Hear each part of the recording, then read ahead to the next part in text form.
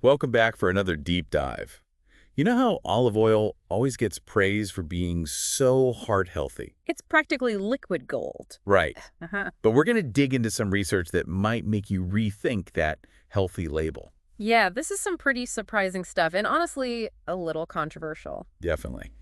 We're talking about research that found olive oil might not be as good for our arteries as we've always been told. Some of it even goes as far as comparing the effects of olive oil to fast food. Okay, hold on. Comparing olive oil to fast food, that's a bold statement. For our listeners who might be thinking, wait, what? Can you break down this research for us? What's the deal with this comparison? Well, this study looked at how olive oil affects something called endothelial function. Endothelial function. Okay. For those of us who don't speak science, what exactly is that? It's basically how well the lining of your blood vessels responds to changes in blood flow. So healthy blood flow. That makes sense. Exactly, and it's crucial for a healthy heart. But where does olive oil come in? This study suggests that consuming olive oil, especially right after a meal, might actually hinder that healthy blood flow response. Wow. So not the ringing endorsement we usually hear about olive oil. I know there's research out there that praises olive oil for its health benefits.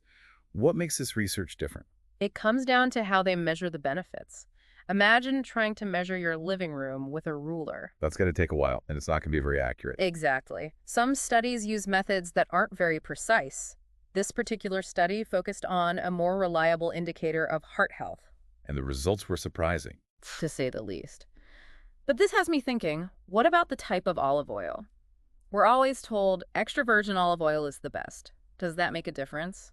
Yeah, doesn't extra virgin have all those antioxidants? It's got to be better. Right. It's true that extra virgin olive oil is full of these beneficial plant compounds called phytonutrients. And those have anti-inflammatory properties, which is a good thing, right? Exactly. So in that sense, extra virgin is likely the better option. However, even extra virgin olive oil hasn't gotten a free pass in all of the research on artery health. Okay, so it's not a simple answer. It's more nuanced than that. It reminds me of the Mediterranean diet. Everyone always talks about how healthy it is, and olive oil is a big part of that, right? It's true. The Mediterranean diet is often praised for its heart-healthy benefits. Right. It's like the diet where everyone seems to live to 100 and never has a bad hair day. Exactly. But here's the thing. The Mediterranean diet isn't just about olive oil. It's about an abundance of fruits, vegetables, whole grains. It's a generally plant-focused way of eating. So you're saying maybe the olive oil is just one piece of the puzzle. Exactly. There's a symphony of antioxidants and fiber from all these fruits and veggies. Research suggests that might be what's doing the heavy lifting, not the olive oil itself. Fascinating. So maybe olive oil isn't the heart hero we thought it was, but more of a supporting character in the Mediterranean diet saga. But this whole olive oil discussion has me thinking about the olive itself. Do those little guys have any health benefits? Well, what if I told you that the part we usually throw away, like the water left over from making olive oil, might actually be really good for us? Wait, seriously? The stuff that's left after you extract the oil, you're blowing my mind here. It's called olive vegetation water, and it's packed with all these water-soluble compounds. One study found that this olive water, when it's freeze-dried, actually showed some pretty promising anti-inflammatory effects. Wow, so maybe the oil isn't the only anti-inflammatory superstar in the olive family. That's incredible. So are we saying to run out to the store and find olive water? Well, it's still early, but this research could lead to some exciting things. Imagine maybe we could have supplements or special foods that use these concentrated olive polyphenols. Now that's something I can get behind. Innovation in the health food aisle. But what about just eating olives? I mean, they're delicious, but are they actually doing anything for us? Well, get this. There was this study where people ate a dozen olives every day. And guess what? They saw a big drop in those markers that show inflammation in the body. A dozen olives a day. I might need some breath mints, but that's amazing. But wouldn't all that sodium be a problem? Olives are pretty high in sodium, right? That's a good point. Moderation is always key. It's about balance. We're not saying eat a whole jar of olives every day. Definitely not. But it's fascinating to think that olives could have some unique health benefits we might not have considered. It really makes you appreciate them beyond just their taste. Absolutely. Food can be both delicious and good for us. Speaking of things that are good for us, we have to talk about oil pulling. It's something that I know a lot of people are curious about. Ah, oil pulling. Now there's an interesting one, and let's be real, a little controversial too, right? That's an understatement. Some of the things people claim it can do, curing migraines, whitening teeth, detoxing your whole body just from swishing oil in your mouth. It's a lot. I completely understand being skeptical. A lot of those really big claims don't really have the scientific evidence to back them up. It's so important to remember that just because someone said it worked for them doesn't mean it's a proven fact. We need real research and evidence. So not a medical cure-all. Got it. But what does the research actually say? Is there anything to this oil pulling thing? Here's the thing. While those dramatic claims might be a stretch, there is some intriguing research starting to pop up, especially when you look at oral health. One study compared oil pulling with coconut oil to that clinical mouthwash, chlorhexidine, the one dentists love. They were looking at how well each one fought plaque and gingivitis. Wait, hold on. Are you saying that swishing oil around in your mouth could be as good as that superpowered mouthwash? I'm listening, but I'm definitely skeptical. I know, it sounds surprising, right?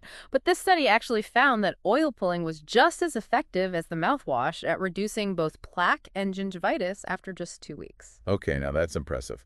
How does that even work? Is there something in the oil that's like fighting off the bad bacteria? It's not really about magic ingredients, it's more about the physical action. When you switch that oil for a while, usually about 15-20 minutes, it actually physically dislodges the plaque and bacteria that's hanging out on your teeth and gums. So it's like a little workout for your mouth. Yeah. And all you need is a tablespoon of oil?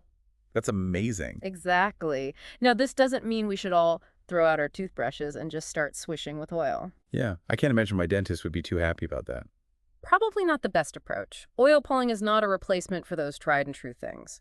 Brushing, flossing, and regular checkups at the dentist. Very true. But it could be a helpful addition to a good oral hygiene routine, especially if it means potentially having healthier gums and less plaque. Sign me up. But are there any downsides to oil pulling? Anything we should be aware of? It's generally safe, but there are a couple of things to think about. First, that whole 15-20 minutes of swishing can be a commitment. Yeah, that's not a quick gargle and you're done kind of thing. Exactly. It might not be for everyone, especially people with sensitive teeth or gums. And it's important to remember that we still need more research to fully understand the long-term effects, especially when it comes to cavities. So maybe not a miracle cure, but potentially a helpful tool. This has been eye-opening. That's what's so cool about this, right? We started out talking about olive oil, and we've uncovered all these surprising things about olives themselves and even some ancient practices. So where does all this leave us with olive oil? Should we be ditching our bottles and stocking up on olive water instead? I wouldn't go that far. It's more about understanding that olive oil isn't a magic solution on its own. It's about looking at the bigger picture of a healthy lifestyle. Right, like thinking you can ace a test just by borrowing someone else's notes. You've got to put in the work, and in this case, that means eating those fruits and veggies and having a balanced diet overall. Exactly. And when it comes to olive oil, quality over quantity is key. If you can, choose extra virgin for those extra antioxidants. Got it. Quality olive oil, but it's not a free pass to eat whatever you want. It all comes back to balance. Absolutely. And, one of the most exciting things we've talked about today is the potential of the parts of the olive that often get overlooked, like the vegetation water and the olive fruit itself. It's like finding out there's a whole secret chapter in your favorite book that you never knew about. Who knew those discarded parts could be so beneficial? It just goes to show you how important it is to stay curious and question what we think we know about health and nutrition. It definitely makes you think twice. And who would have thought that swishing oil in your mouth for 15 minutes could actually be good for you? I'm looking at my pantry in a whole new light. That's the power of information, isn't it?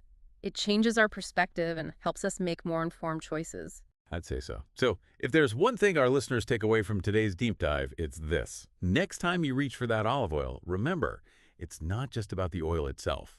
Think about all the other amazing things you can add to your plate, and hey, maybe even give oil pulling a try. Until next time, everyone, happy exploring.